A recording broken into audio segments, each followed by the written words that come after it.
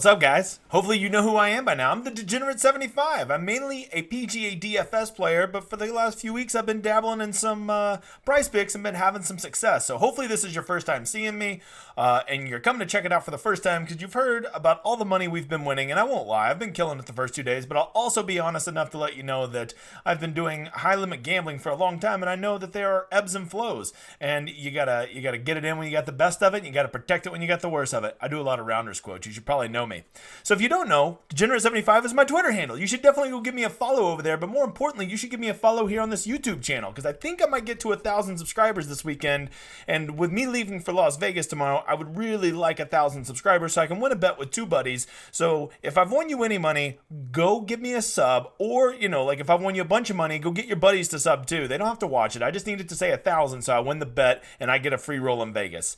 If you don't know, today we killed it.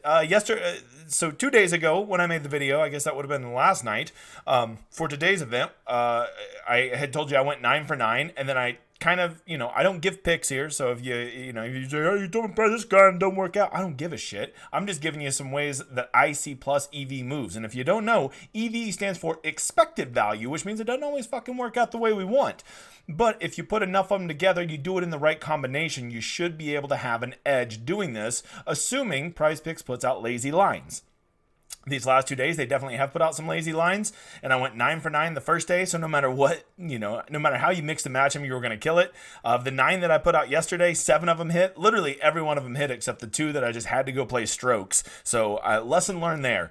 We're really all I'm waiting on right now. I've got everything I need to kind of get this going so you can start putting your card together and make sure that they don't change it. I'm just waiting for PGA Tour Communications to put out their pin placements for tomorrow. That's really important to me. I want to see if they're going to, if it's going to be a birdie fest, if they're sticking all the flags right in the middle of the green. Because, I've had a couple people ask me this. When they tuck them in corners, especially, if it's by water or by sand, stuff like that, it makes those holes a lot less likely to get birdies. And it starts bringing bogeys into play because, if it's a short-sided pin where there's rough or there's, a bunker or something like that, guys are taking on those flags, bring in the chance of putting it in the rough, putting it in the bunker, and then not being able to get up and down for par. So I really want to see that. Hopefully that gets updated by the end of this. I encourage you to go check out my Showdown Hoedown, which is my other video. I just used the intro from that on this because, I didn't know if I was going to keep making these videos, but apparently I am. So I probably should get a cool fancy intro for this video and quit stealing my Showdown Hoedown one. So with that said, let's jump into it. PrizePicks already got the lines up nice and early, and I'm just going to go ahead and tell you, I've looked at it for 5 minutes, and I already got the answer, the best strategy that you could put on this test, and it is don't play fairways hit. Okay, because fairways hit, I've been tracking it, and it is very, very volatile. If you like guys that are just going to put it in play and, not get themselves in any trouble, like Emiliano Grillo is a guy I think would be great for fairways hit. But if you're going to play fairways hit, just go play greens in regulation. Because what I would say is on an easy course, how often do guys hit it in the middle of the fairway or anywhere on the fairway and then not manage to get a green in regulation? I mean, it just never happens on this easy of a course. It's got to be like a 95% conversion rate. So what I would say to you is make sure to, if you really like a guy to just play nice, steady golf tomorrow, not get himself in much trouble, go greens and regulations, don't go fairways hit. It's just, fairways hits can literally just be one bad kick in the fairway, and then all of a sudden, it's in the intermediate, and if you don't know, the intermediate doesn't count as a fairway hit. For all of you that don't understand, a green in regulation is just simply whatever the par of the hole is, a par 5, a par 4, a par 3, it just means that they're on in 2 strokes less than that. So on a par 3, you just want that to say, my guy landed on the green. If he lands in the rough or on the fringe, you don't get that. That doesn't count as a green in regulation. And we've been betting that. We've been betting it heavy. It seems like guys, almost for most of them, their baseline, other than Anaban Lahiri, because I don't know what the hell's going on with him, seems to be about 14. So the fact that we're getting lines at 13.5 and stuff is actually, what the fuck? They already bumped him up. They've already bumped him up since I started this. These were all 13.5 a minute ago. You mother fathers, right here, live on the show. Golly, you got to act quick on this. I've only been doing PrizePicks for about 3 weeks. Yes, I've been winning a lot. My strategy seems to be carrying over from DFS. But I've also learned some lessons about, you can't cancel a bet after 5 minutes. Didn't know that. And now I've learned they fucking update their lines really quick based on when they come out. So, Jesus, my God, this changes everything. So now I'm just going to have to act on the fly. This same shit just happened on the Showdown Hoedown. Man. I will tell you this. Now that I've seen the greens and regulations number, everybody just got a full stroke. Denny McCarthy was 13.5. Now he's 14.5. Maybe they accidentally posted the wrong numbers or something. That's insane. Okay, this is crazy. I will tell you this. If you've cleaned up with me these last 2 days, don't just bet to bet. Don't be a fucking degenerate. I know it's in my name, but don't be that guy. If there's not a huge edge, you can play some and have a little fun, maybe mix and match, but only get your bankroll out there when you see a huge EV edge. And now that they've updated all these greens and regulations, I thought we were going to clean up again, but now they've went and updated them, and I don't know how much of an edge there's going to be. Let's see if they did that elsewhere. Birdies are better. Yeah, they kept all those the same. Let's go check out strokes. Strokes are still the same, so I guess they just realized that I've been telling everybody to clean up on greens and regulations, and we have. So, shit. All right, well, let's start with not playing fairways hit, and then let's go over to birdies are better. Do we want to look at birdies are better? Yes, but actually kind of for the reason I'm getting ahead of myself. See, guys, once again, I'm trying to go off script here. I'm not trying to go off of my board up there. You always want to check how the course played today. How did the course play today? Really easy. I told you it would play over 2 shots easy today, and it did. It was a birdie fest out there. And believe it or not, the afternoon guys scored even better than the morning guys, but that's probably because the guys who were playing better this week were going off there. And the other thing, when I was making my video 2 hours ago for Showdown Hoedown, I was thinking, there's going to be wind tomorrow. But now all 3 sites that I check have it, perfect scoring conditions in the morning, getting a little warm with little gust in the afternoon, but not much more than we saw today. So today's going to be a pretty good barometer for what we should expect tomorrow. Maybe a hair tougher, maybe closer to 2 shots, but they're still going to be pin stocking all day. The greens might be a little crispier, which means it's going to be harder to throw darts, but not much harder. They're still going to tear this course up tomorrow. And so those are the 2 big things we want to look at. Now, going over here, I want to tell you, birdies are better. I know some people played these. This is tough.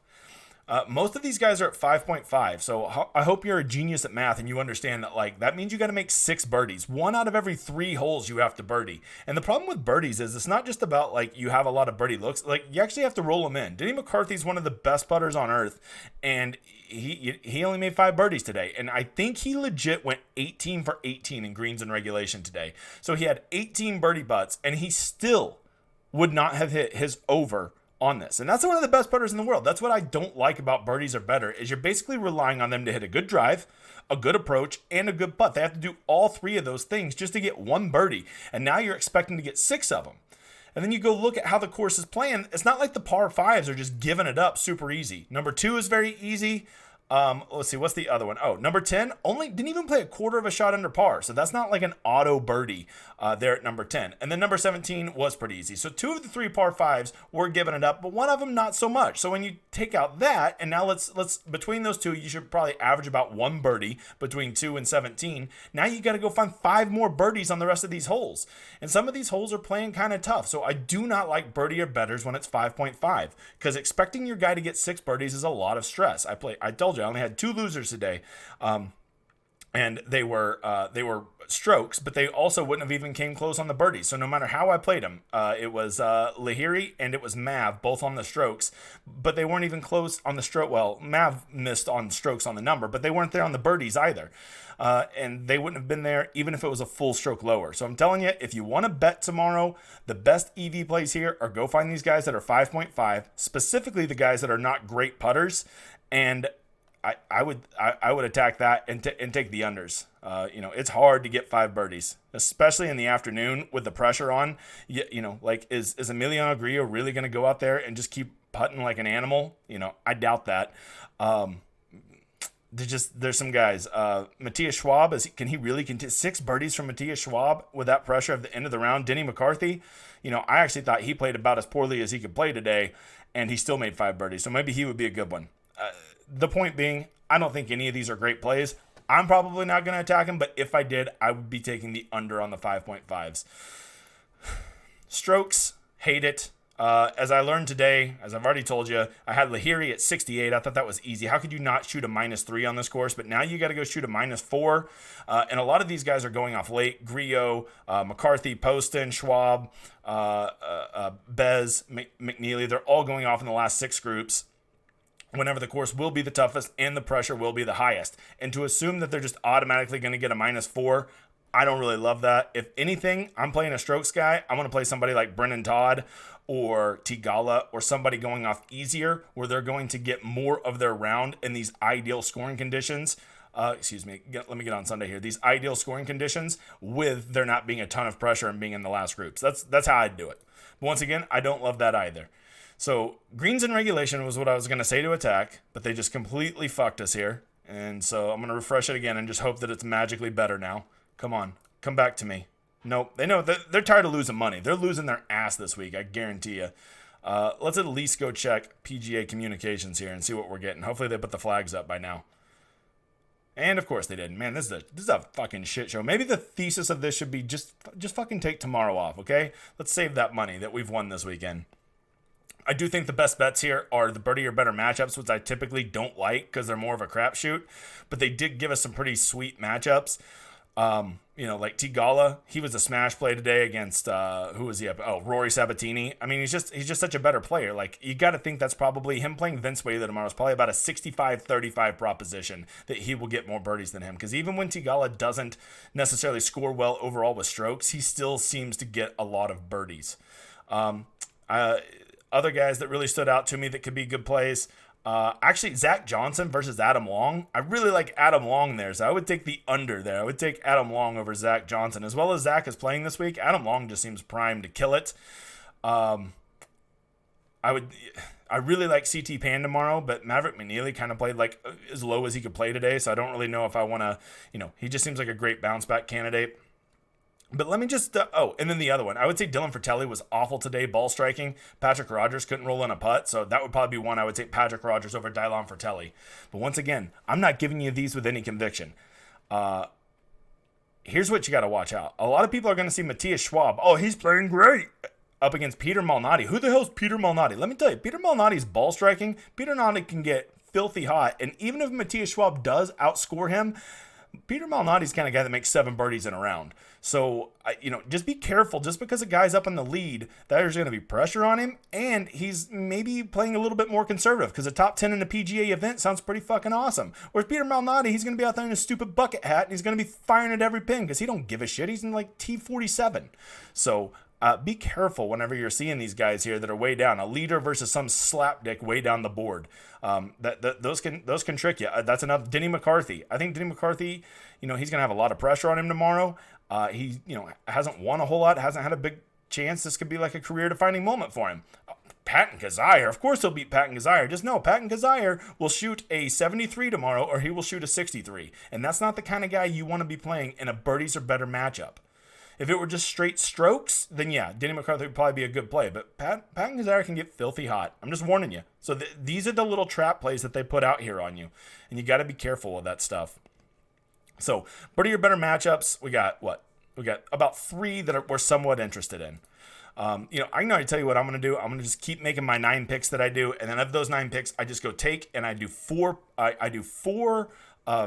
pick flex plays. That's what I do. Those are my bread and butter. Today on my flex plays, I hit 1, 4, 4, and all the other ones were 3 of 4. Because when you mix and match, and you only have 2 losers, you're gonna be in great shape, right? And so I just mix and match, and I just have 1 loser and a bunch of them, and I have one where I had no losers. It just had all the winners. So I cleaned up today. It was a very good day, and that's the way I like to do it, where I rely on a good pool of picks, and then I mix them up to make sure that at least 1 or 2 of my parlays hits to cover my entire day, and then all those 1.5s that I hit for the 3 out of 4s still pay.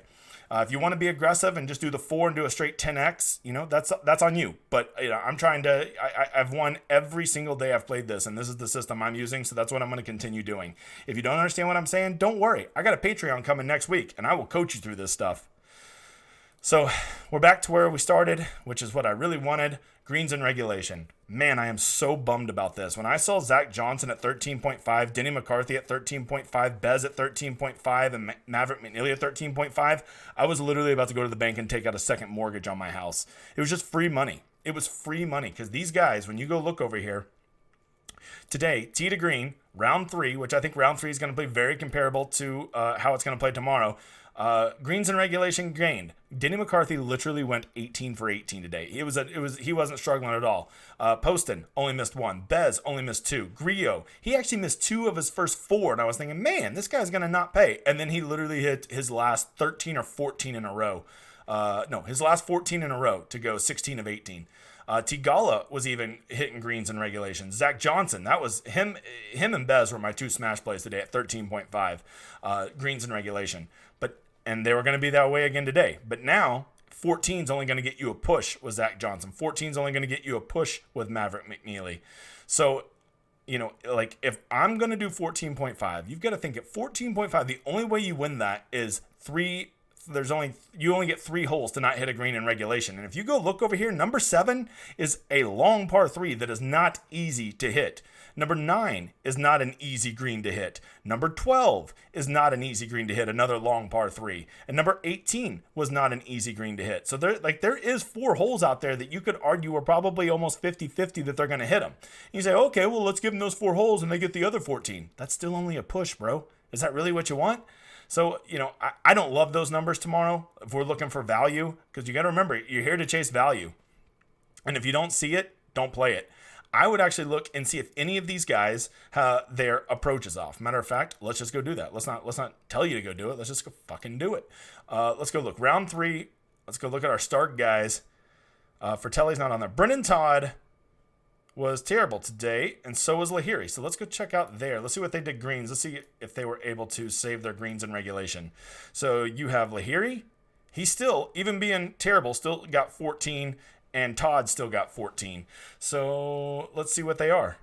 14. Todd is 14. They don't even have... Oh, they switched to Lahiri and Schwab on this one. Yeah, man, these are really tough lines. It seems as though everybody's hitting their greens in regulation, but like if you want to go all in on Bez getting 15 out of 18, I mean, you were starting to work with razor thin margins there. So this is I'm just telling you, I think a lot of people that do this would probably just kind of ho-hum everything. I'm telling you to kind of preserve your money. The best bets I see are probably a lot of unders on these birdies at 5.5, especially the guys going off later when they have pressure and crusty greens, and then the birdie are better matchups. That's what I'd say. The strokes are 250-50 for me. I could definitely see Bez going out and shooting a 66 tomorrow. I could also see him shooting a 69. And when it feels 50-50, I don't like it. So my card will be dramatically decreased. I usually do, about $500 or so in lineups. Sometimes $1,000 if I really feel like there's an edge.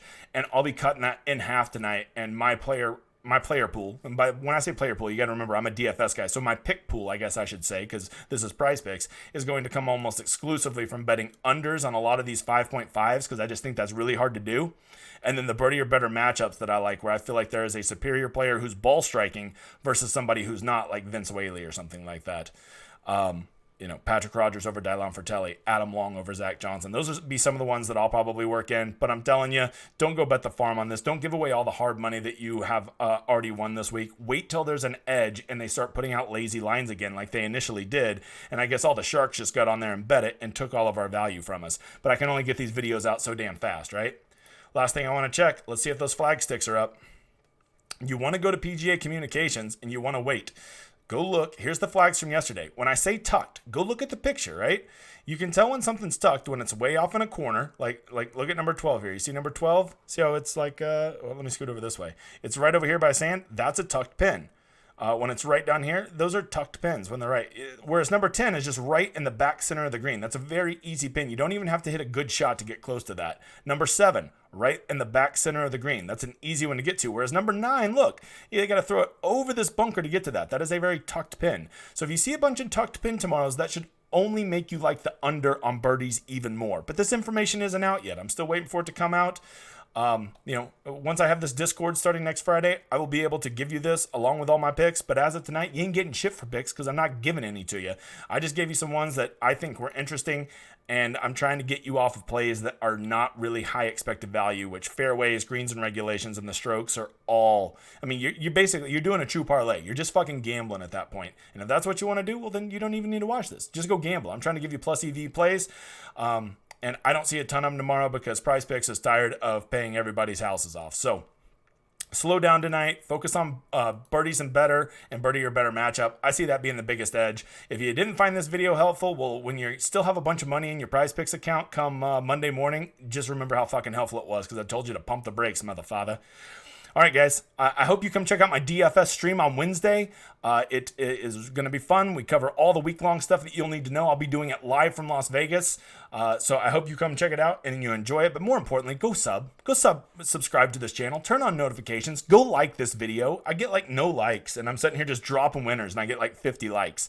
So help a man out. Go get your wife to sub. Go get your friend to sub. Go get your dog to sub. Get everybody. I got to get to 1,000 this weekend. I appreciate you guys for coming by. I hope you enjoy my outro. I'll see you next time.